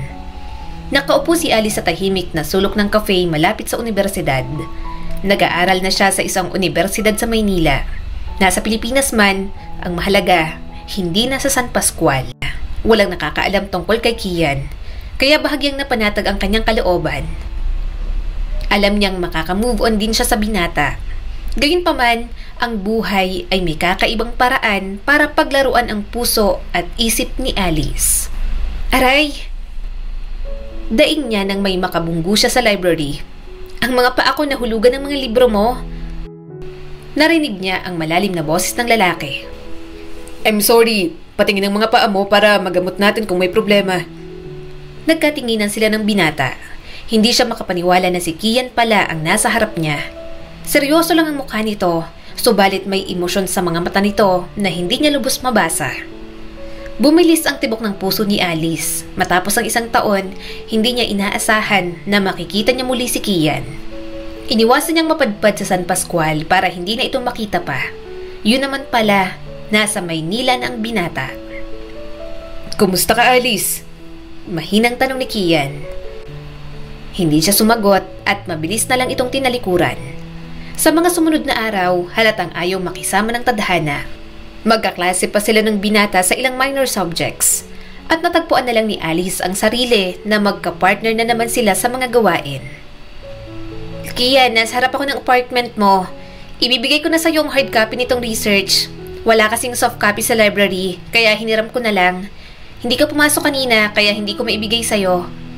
Imporma ni Alice habang nakatayo sa labas ng pinto ng apartment ni Kian. Malakas na umubo si Kian. Sige, wait lang, kukunin ko. Kumunot ang noon ni Alice. Kian, okay ka lang? Ang lala ng ubo na yan na. Mukha rin may sakit ang boses mo. Okay lang ako. Sagot ni Kian, ngunit malinaw sa tono na hindi naman talaga maayos. Huwag kang lumabas. Walang pag-aalinlangan na sabi ni Alice. Gabi na, baka mahamugan ka, papasok na lang ako. Sure ako may sakit ka tayo kung pinipilit mong sarili mo. Natigilan si Kian sa kabilang linya pero pumayag din naman ito. Sige, pasok ka. Bukas yan. Nang makapasok si Alice sa apartment, nakita niya si Kian na nakaupo sa sofa. Nakabalot ito ng makapal na kumot, mukhang namumutla at medyo namumula na. Kumirot ang puso ni Alice sa pag-aalala habang naglalakad papalapit sa binata. Kian, may sakit ka nga, sabi ni Alice at umupo sa tabi nito. Wala kang kasama rito. Sige, pababain natin yung temperature mo. Ipagluluto din kita. Kumain ka ha, uminom ka ng gamot. O wag na, Alice. Hindi ko gustong abalahin ka pa. Bulong ni Kian at umiwas ng tingin. Tumigil ka sa pagiging matigas ang ulo, sabi ni Alice at inaas ang mga manggas ng kanyang long sleeves. Kailangan mo ng tulong. Hindi na nakipagtalo si Kian at agad na kumilo si Alice. Inalagaan niya ito. Hindi niya pa nakitang ganoon kahina ang binata. Napabuntong hininga na lang siya. Nagtagal siya roon hanggang madaling araw. Hindi nagtagal, nabawi na rin naman ni Kian ang lakas kahit papaano. Unti-unti na rin bumababa ang lagnat ng binata. Huminga ng malalim si Alice. Bumababa ng lagnat mo. Ubusin mo na tong pagkain mo. Ngumanga lang naman na parang bata si Kian at tinatanggap ang mga sinusubo niyang pagkain. Salamat. Nasaan ang girlfriend mo? Nasa San Pascual ba? Tanong niya habang nakataas ang isang kilay. Mamaya uuwi na rin ako. Tawagan mo at mag-explain ka. Baka biglang ma-offend na ibang nag-aalaga sa boyfriend niya. Nagmamagandang loob lang naman ako. Natigilan si Kian. Saglit na umiwas ang mga mata nito sa kanya bago muling nagsalita. Wala akong girlfriend. Tumingin si Alice sa binata at lubos na naguguluhan. So, ano si Eileen? Imagination ko? Nang umalis ako sa San Pascual, kayo na hindi ba? Isang tuyong tawa ang pinakawalan ni Kian. Hindi ko siya naligawan, Alice. Hindi naging kami. Alam niya yon. Ginawa ko lang yon kasi yun ang paraan ko para layuan mo ko. At itanim na rin sa utak ko na layuan ka. Nagsalubong ang mga kilay ni Alice at lumalalim ang kanyang pagkalito. Anong ibig mong sabihin? You're saying na nagkunwari kang may gusto sa iba para lang mawala ako sa buhay mo? Oo. Pag-amin ni Kian at namumungay ang mga mata. Natatakot ako na kapag hinayaan ko ang sarili kong mahulog sa'yo, mas lalong tumindi ang nararamdaman ko. At hindi ko gusto yon. Hindi ko gustong mahalin ka ng mas matindi ngayon. May kirot sa puso ni Alice habang pinoproseso ang mga sinabi ni Kian. Wala siyang ideya na sa lahat ng oras na yon, nagpipigil lang pala ng tunay na nararamdaman ang binata. Bakit takot na takot kang mahulog sa akin? Tanong ni Alice, halos pabulong na ang boses. Napailing si Kian at gumuhit ang sakit sa mga mata nito. Dahil sa mga pamilya natin. Alam mo naman yun, hindi ba? Alice, hindi simpleng galit lang ang mayroon si mama sa mga magulang mo. Hindi ko rin alam ang mga nangyari nun. Pero naniniwala pa rin siya na may kinalaman ng tatay mo sa pagkamatay ng tatay ko. Sinisisi niyang pamilya mo sa lahat. Natatakot ako na maaaring mangyari sa atin sa gitna ng lahat ng away na yon. Pero kahit anong gawin ko, kahit ibaling ko pang atensyon ko sa iba, sa'yo pa rin ako bumabagsak. Tumayo si Alice. Hindi siya makapaniwala sa kanyang mga narinig. All this time, mahal nilang isa't isa. Pero mga magulang lang nila at ang mga hindi pa nalulutas na problema sa nakaraan ang pumipigil sa kanilang dalawa ni Kian. Huminto siya sa harapan nito. Kian, gaya ng palagi mong sinasabi sa akin dati, wala tayong kasalanan sa mga kasalanan ng mga magulang natin. Ikaw at ako, hindi tayo ang mga magulang natin. Bakit ngayon inaalala mo? Bakit ngayon natatakot ka? Kung magiging komplikado ang mga bagay para sa atin, ipaglalaban kita. Narinig mo ba ako? Ipaglalaban kita, Kian. Pero kailangan mong manatili sa akin kung mahal mo ko kasi mahal din kita. Please, tumigil ka na sa pag-iwas at paglayo. Bumaba siya at sinapo ang mukha ni Kian. Yumakap siya at inilapat ang mga labi sa binata. Malambot nung una hanggang sa naging madiin ang magkadikit nilang mga labi. Ramdam na ramdam niya ang init ng balat ni Kian sa kanyang mga kamay. Subalit mas ramdam niya ang init ng pagmamahal nila sa isa't isa. Bahagyang lumayo si Kian. May sakit pa rin ako, Alice. Siguradong mahahawa ka. Tumawa siya ng mahina. Pinahid ang hindalaki sa labi nito. Wala akong pakialam. I love you, Kian. Nanlambot ang mga mata ng binata at inabot ang kamay niyang nasa mukha nito. Mahal din kita, Alice. Hindi ko na alam ang gagawin kapag nawala ka pa. Bawat pagdududa, bawat takot, natunaw sa sandaling yon. Ang mahalaga lang ay silang dalawa, magkasama at lalaban para sa isa't isa. Pero hanggang kailan nila kakayaning ipaglaban ang pagmamahalan nila? Hindi ko na alam ang gagawin ko, Clara. Pwede ba? Huwag ka nang dumagdag pa. Bulalas ng kanyang amang si Cesar. Narinig niya naman ang boses ng kanyang mama. Kasalanan mo rin na masyado kang naging kampante. Tingnan mo at binalikan ka ni Carmina. Hindi yan titigil. Sumabay pa kung kailan may problema rin sa mga negosyo. Palagi na lang may tensyon sa bahay. Palaging nagtatalo ang kanyang mga magulang. Gusto niyang magbingi-bingihan na lang. Ayaw niyang pansinin, pero alam ni Alice na may kinalaman pa rin sila ni Kian kahit anong gawin nila. Yun din ang dahilan kung bakit pinili nila ni Kian na ilihim muna ang kanilang relasyon. Hindi magandang makisabay pa sila sa gitna ng gulo na nangyayari sa kanilang pamilya. Basta matatag lang ang pangako nila sa isa't isa, ano man ang mangyari, hinding-hindi matitinag ang relasyon nila ni Kian. Kian, tawag niya sa binata habang nakayakap ito mula sa kanyang likod. Narinig kong nag-uusap ang mga magulang ko. Nagtatalo pa sila tungkol sa nangyari sa papa mo. Tungkol sa pagsasampa ni Tita Carmina ng kaso laban sa aking ama. Saglit na natahimik si Kian. Alam ko, I'm sorry. Alam kong na-stress ka rin dahil sa nangyayari sa parents mo. Hindi ko mapigilan si mama na magsampa ng kaso laban sa papa mo. Walang makabali ng kutob niya at marami na siyang ebidensyang nakuha. Gusto niya ng hustisya para sa tatay ko. Hindi ko naman akalain na aabot sa ganito, Alice. I'm sorry. Naramdaman ni Alice ang kirot sa kanyang puso sa sinabi nito. Alam niya na galit si Carmina. Ang nakaraan ay hindi lang isang bagay na maaari nilang kalimutan. Huwag kang palaging mag-sorry. Alam kong hindi mo rin naman ginusto ang lahat ng to. Pero Kian, sabi ni Alice na medyo nanginginig ang boses. Anong ibig sabihin nito sa atin? Maghihiwalay ba tayo dahil sa ginawa ng mga magulang natin? Matatapos ba tayong dalawa kapag natapos na rin ang lahat ng gulong to? Pilit siyang pinaharap ng binata. Inabot nito ang kanyang kamay at marahang pinisil. Hindi ko alam kung anong mangyayari, Alice. Pero isa lang ang alam ko. Kahit anong mangyari, hinding-hindi kita hahayaang mawala sa akin. Pumatak ang mga luha ni Alice sa unan. Takot na takot siya. Ayaw niya lang aminin pero sobrang nangangamba siya sa maaaring mangyari sa relasyon nila. Paano kung yun ang katapusan? Paano kung lahat ng pinaglaban nila, lahat ng pagmamahal na pinagsaluhan nila, matabunan ng pagkakamali ng kanilang mga magulang? Napalunok siya ng mariin at sinusubukang pakalmahin ang kanyang hininga. Handa akong tanggapin kung ano man ang mangyari, Kian. Kung mali talagang tatay ko, kung siyang nagkamali, tatanggapin ko yon. Namungay ang mga mata ni Kian at hinila siya sa isang yakap. Hinayaan ni Alice ang sarili na matunaw lahat ng takot sa mga bisig ni Kian. Ang init ng katawan nito, isang aliw sa gitna ng kaguluhang mayroon ang mga mundo nila. Alice, bulong ng binata at pinunasan ang kanyang mga luha. Kahit anong mangyari, mananatili tayo sa isa't isa. Marami na tayong pinagdaanan. Hindi ko kayang mawala ka ngayon. Kailangan kita. Mahal kita, Alice. Yun lang ang palagi mong tatandaan.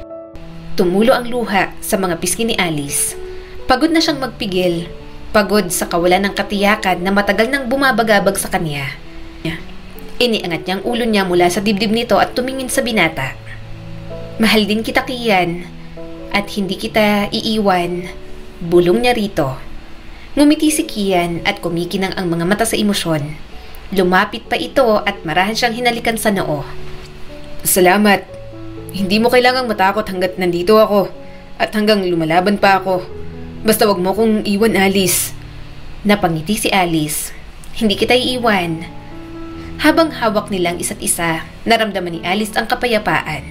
Nakaramdam ng kalinawan si Alice. Ano man ang kinabukasan, gaano man kahirap, haharapin nila ni Kian ng magkasama. Ang kanilang pagmamahalan, ang kanilang relasyon, mas matibay kesa sa anumang ginawa ng kanilang mga pamilya o magagawa pa para paghiwalayin sila.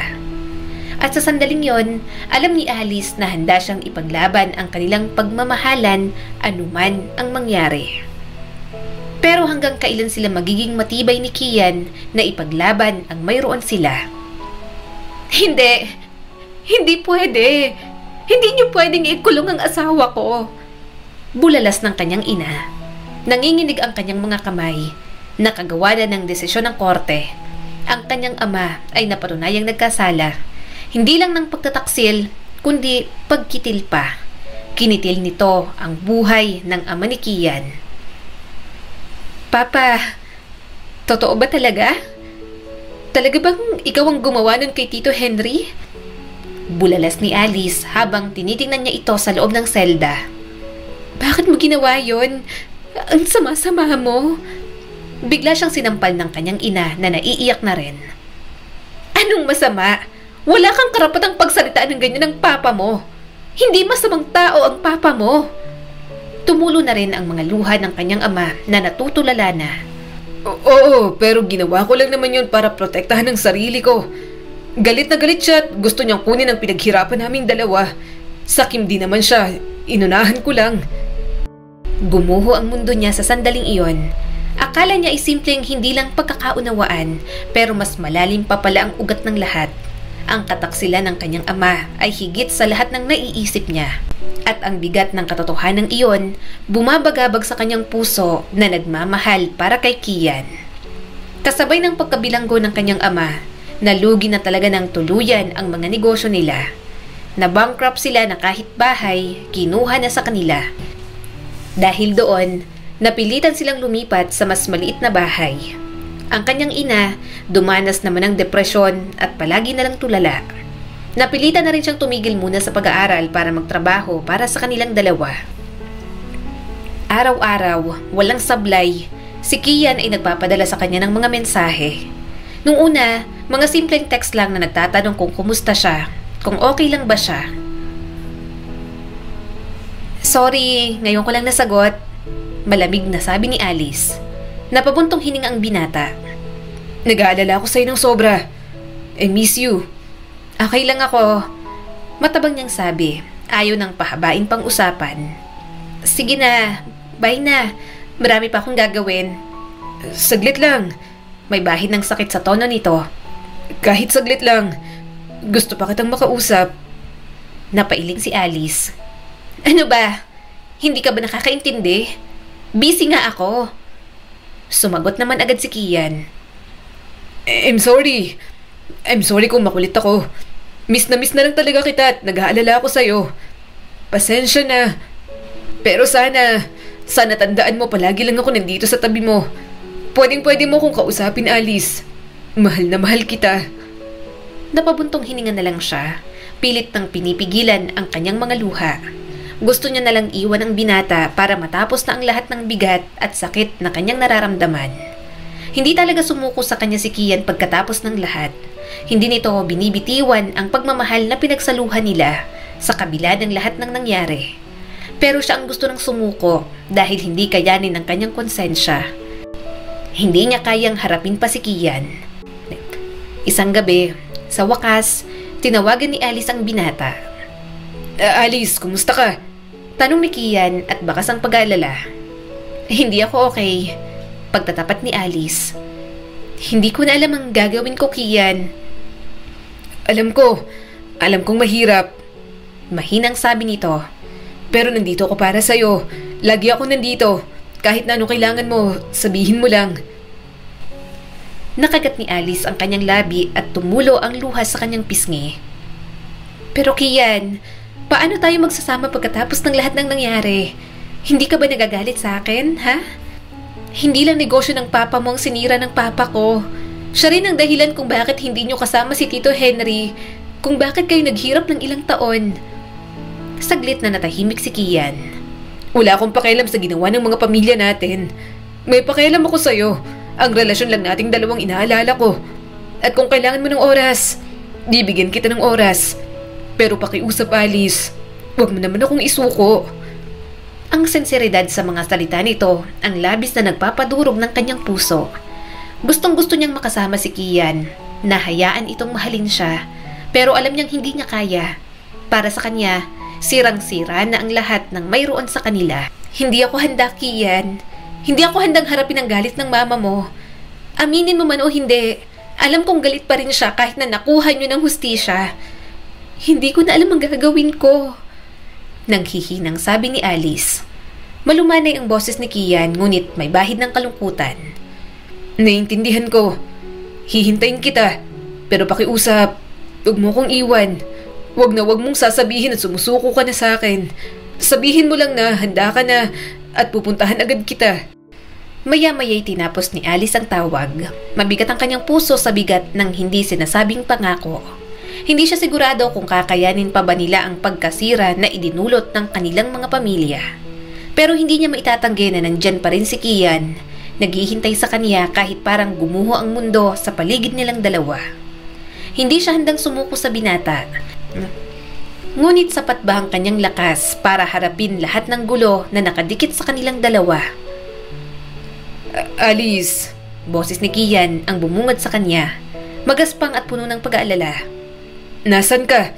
Pumunta ako sa dati niyong bahay pero wala kayong dalawa ng mama mo. Narinig ko ang nangyari. Nasaan ka? Nadurog ang puso ni Alice. Hindi niya talaga sinabi dahil wala nang rason para mag-alala pa ang binata. Kailangan niya nang tapusin ang mayroon sa kanilang dalawa. Kian, wag mo na akong hanapin kahit kailan. Sabi ni Alice, medyo nanginginig ang boses sa kabila ng pagsisikap niya na panatilihin yung matatag. Hindi na talaga pwede kaya wag na nating ipilit pa. Wag tayong magpanggap na parang magiging okay pa rin ang lahat. Alam mong hindi ganun, Kian. Nabasag ang boses ni Kian mula sa kabilang linya. Alice, please. Huwag mong sabihin yan. Miss na kita. Kailangan kitang makita. Pakiusap. Sabihin mo lang kung nasan ka. Naninikip ang dibdib ni Alice at naramdaman niya ang luhang nagbabantang tumulo. Sige, pupunta ako sa apartment mo. Hintayin mo na lang ako dyan. Bago pa ito makapagsalita muli, ibinaba niya na ang tawag. Humahagulgol na agad si Alice. Inubos niya ang lahat ng kaya niyang iiyak sa sandaling iyon. Dahil sa pagharap niya kay Kian, kailangan niyang maging matatag. Ilang buwan na ang nakalipas mula nang huli niya itong makita, kaya alam niyang magiging emosyonal na naman siya. Hindi niya alam kung ano ang mangyayari kapag nakita niya si Kian. Masasaktan ba ito ng sobra? Muli ba siyang babalik sa mga bisig nito at hahayaan na lang ang lahat? Pero hanggat gusto niyang itanggi, may parte sa kanya na gustong makita ito. Susulitin niya na lang ang huling beses. Pagdating ni Alice sa apartment ni Kian, bumukas ang pinto bago pa man siya makakatok. Si Kian ay nakatayo roon, nakatingin sa kanya na may mga mata na puno ng pananabik. Alice, bulong ni Kian at mahigpit siyang niyakap. Kailangan kitang makausap, sabi ni Alice at itinulak ito palayo. Napag-isipan ko na to ng mabuti at nakapagdesisyon na ako. Nanlaki ang mga mata ni Kian. Anong ibig mong sabihin? Alice? Sa tingin ko, dapat na tayo maghiwalay, sabi ni Alice. Hindi na tayo pwedeng magsama. Kahit anong gawin natin, nakatali tayo sa nakaraan. Ang ating mga pamilya, kung ano ang kanilang nagawa, kasama tayo ron. Nalukot ang mukha ni Kian. Inabot nito ang kanyang mga kamay. Hinawakan ang mga braso niya na parabang natatakot siyang mawala. Hindi, Alice, pakiusap. Kaya natin to. Nagcrack ang boses ni Kian habang hinihila siya papalapit at niyakap siya ng mahigpit. Hindi ko kayang mawala ka. Hindi kita pababayaan. Ipaglalaban kita. Magtiwala ka lang sa akin. Gagawin ko ang lahat para maging okay tayo sa pamilya ko. Pakiusap, huwag kang umalis. Huwag mo kong iwan. Naramdaman ni Alice ang mga luhang nagbabantang tumulo, ngunit pinigilan niya iyon. Hindi na kita mahal, Kian. Nanginginig ang mga kamay ni Kian habang lumalayo sa kanya. Nanlaki ang mga mata nito at hindi makapaniwala. Hindi, bulong ni Kian na puno ng sakit ang boses. Pakiusap, Alice. Huwag mong sabihin yan. Mahal kita at hindi mo kailangang gawin to. May solusyon naman sa lahat. Aayusin kong lahat. Huwag mo lang akong iwan. Umiling si Alice. Hindi natin to maayos, Kian. Tapos na at nangyari ng mga pinsalang ginawa ng papa ko sa pamilya nyo. Walang kapatawaran ng ginawa ng sarili kong ama kay Tito Henry. Nasira tayo at wala na tayong magagawa. Yun ang totoo. Tumingin si Kian sa kanya sa huling pagkakataon. Tumulo ang mga luha nito at napailing. Sa wakas, binitiwan na siya ng binata. Tumalikod na si Alice at naglakad patungo sa pintuan. Hindi na siya lilingon pa. Hindi siya maaring manatili sa piling ni Kian kahit gustong-gusto niya. At nang umalis siya, hindi siya pinigilan ni Kian. Mabuti na lang dahil kung hindi, baka hindi niya kinaya. At sa pagkakataong yon, alam niyang tapos na ang kwento nila ng pinakamamahal niyang si Kian. Alice, halika na! Anihan na! Darating na ang mga truck mamaya! Sabi ni Aling Pasing sa kanya. Tumayo naman siya kaagad at sinuot ang kanyang bota. Opo! Ginugol ni Alice ang mga nakaraang taon sa pagbuo ng isang buhay ng katahimikan at mahirap na trabaho. Pinilit niyang itago ang nakaraan, hindi dahil gusto niya, kundi dahil wala ng ibang panghahawakan. Nadepress ang kanyang ina at hindi kinaya ang nangyari sa kanyang ama. Dahil doon, na-develop na ang mga sakit at pumanaw na ang mama niyang si Clara. Samantala, ang kanyang papa naman, nasa bilangguan pa rin at pinagbabayaran ang kasalanan nito. Galit si Alice pero paminsan-minsan, bumibisita pa rin siya rito. Hindi niya rin naman kasi kayang tiisin. Nang mamatay ang kanyang ina, naiwan siyang mag-isa. Gusto niya na lang na mawala sa mundo pero mas lalo lang namang maghihirap ang kaluluwa niya. Kaya pumunta na lang siya sa Baguio, doon ay magsasaka siya. Simpleng buhay at hindi niya inasahang makakayanan niyang tumagal ng 5 taon doon. Alice, kapag ako ang iyong inibig, hindi man tayo sa palasyo nakatira. Sisikapin kong ituring kang aking reyna. Nakangiting salubong sa kanya ni Eman at may dala pang pechay. Tumawa naman siya habang inaayos ang sombrero niya. Eman, tigilan mo ako. Magtrabaho ka na dyan. Saka ano yan? Pechay na palang bagong bulaklak ngayon? Humalakak naman si Eman. Mahirap ang buhay, Alice. Dapat practical na. Nilagpasan niya na lang ito. Nagsimula na siyang mag-harvest ng mga kamatis. Palagi na lang talaga siyang trip ni Eman. Ilang ulit niya nang sinabi na hindi siya nagpapaligaw pero talagang makulit pa rin.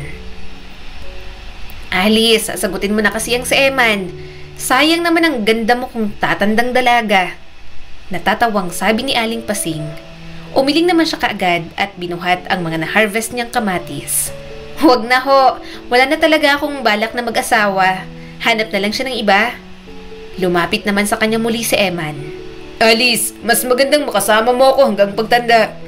Bakit pipiliin mong maging matandang dalaga kung nandito naman ako? Hindi niya pinansin ang binata at nagpatuloy sa pagiging abala sa mga kamatis. Okay lang maging matandang dalaga, sanay na ako mag-isa. Kakayanin ko na hanggang pagtanda. Gusto niya na lang ng buhay na simple. Wala na ang dating mayabang at maarteng Alice.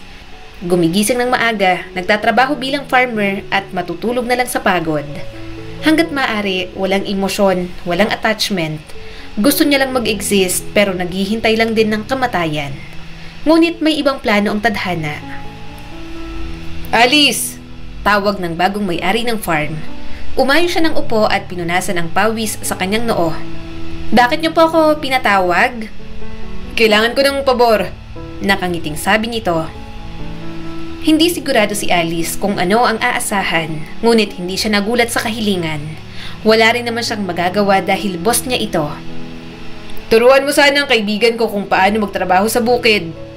Sabi nito sa kanya. Accountant kasi siya at ang farm na to, kanyang magiging training ground. Alam kong magaling ka sa mga ganito.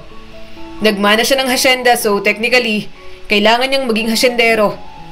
Tumango naman siya kaagad. Sige po, nasaan na po ba? Maya-maya'y bumukas ang pinto. Oh, nandiyan na pala si Kian. Natigilan agad si Alice sa narinig na pangalan. Paglingon niya, hindi siya makapaniwala sa lalaking nakita. Pagkatapos ng 5 taon, hindi niya akalain na muli niyang masisilayan si Kian.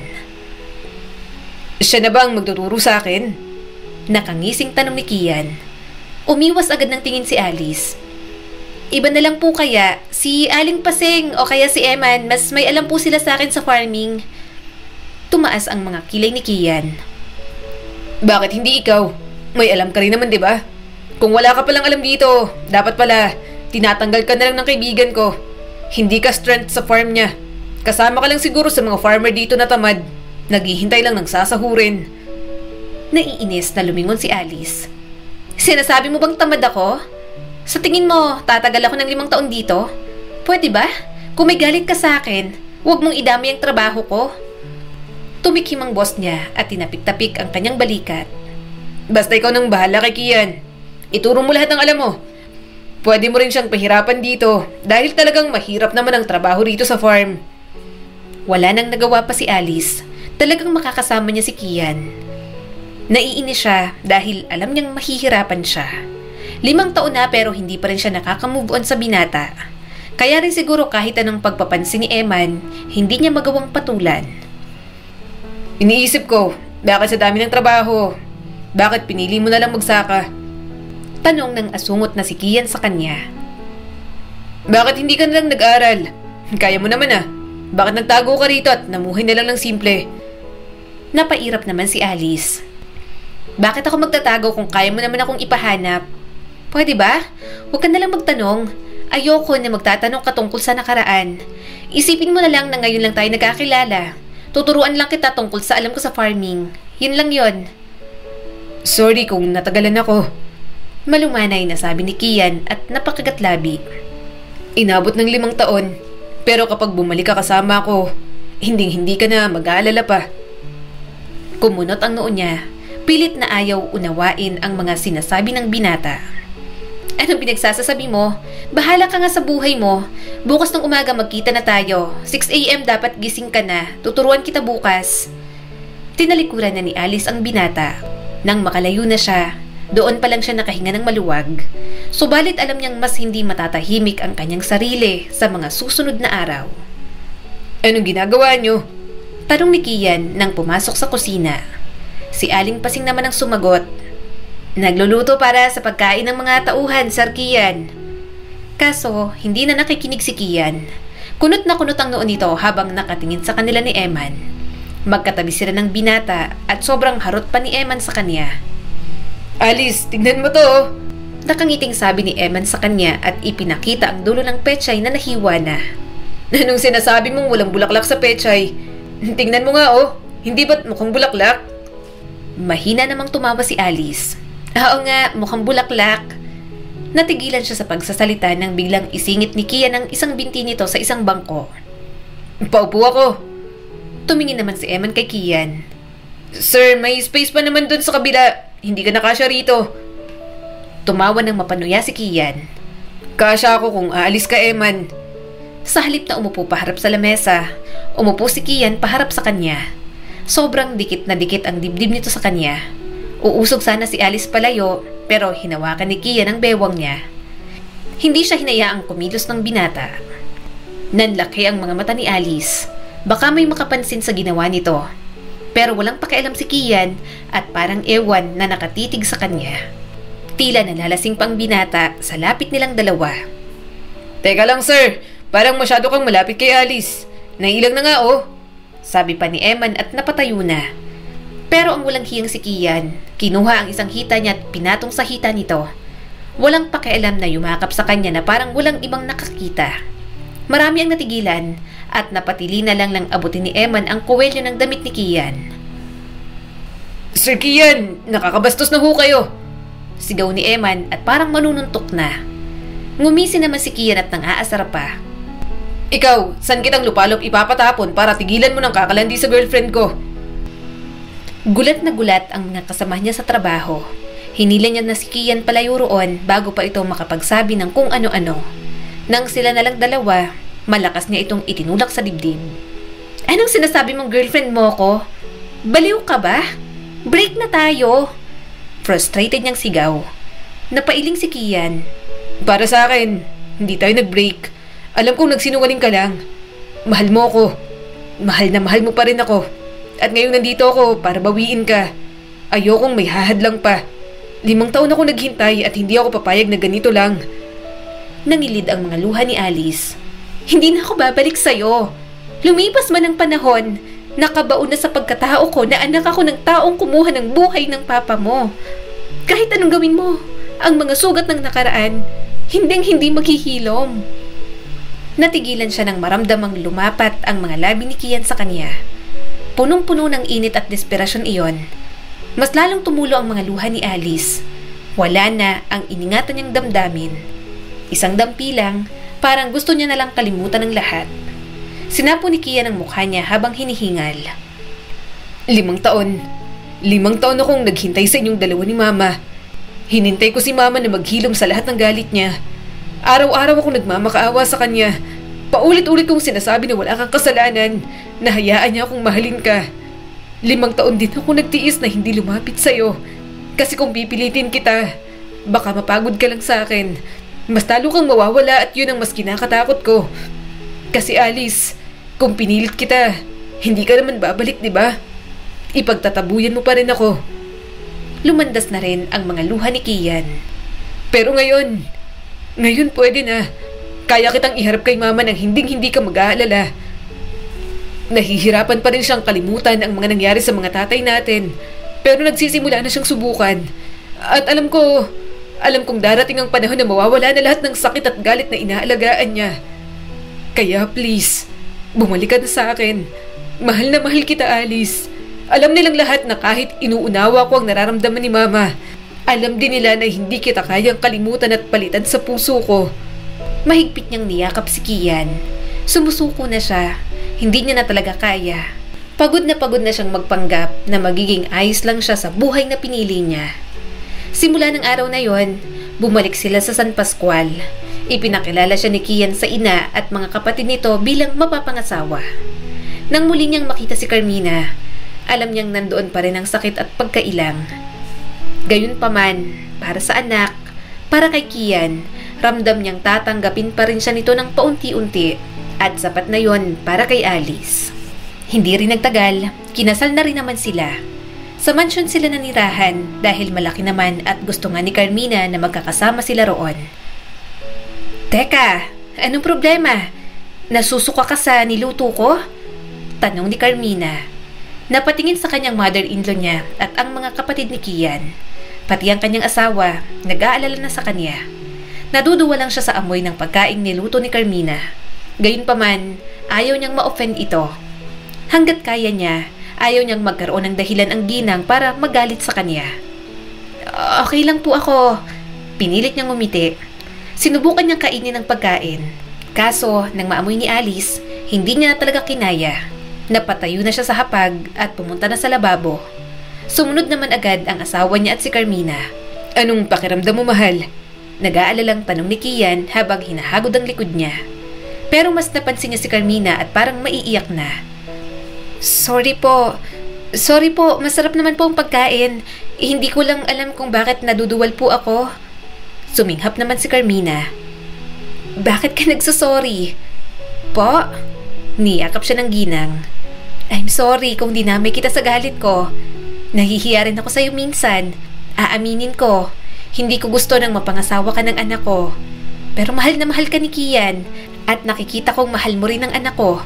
Kaya alam ko sa sarili kong dapat ko nang simulang tanggapin ka. Kaya please, huwag kang mag-alala sa bawat kinikilos mo sa bahay na to. Galit man ako sa mga magulang mo pero minsan din kitang tinuring na parang tunay kong anak. Hindi na napigilan ni Alice na umiyak. Nagkatingin na silang mag-asawa. Ngumiti si Kian sa kanya at niyakap silang dalawa. Pero Kian, samahan mo ang asawa mo sa klinik. Sa tingin ko, buntis na siya. Nakangiting sabi ni Carmina. Pareho naman silang nagulat ni Kian. Gayunpaman, masaya sila at tatanggapin ang bagong yugto sa pamilyang binuo nila. Ang kwentong ito ay nagpapaalala sa atin na may mga pagkakataon na mahirap ibigay ang kapatawaran. Gayunpaman, minsan ay panahon lang ang kailangan para maghilom ang mga sugat na naiwan. Muli, ito po si Skylar Guro at sana may bago na naman kayong natutunan sa kwento natin ngayon.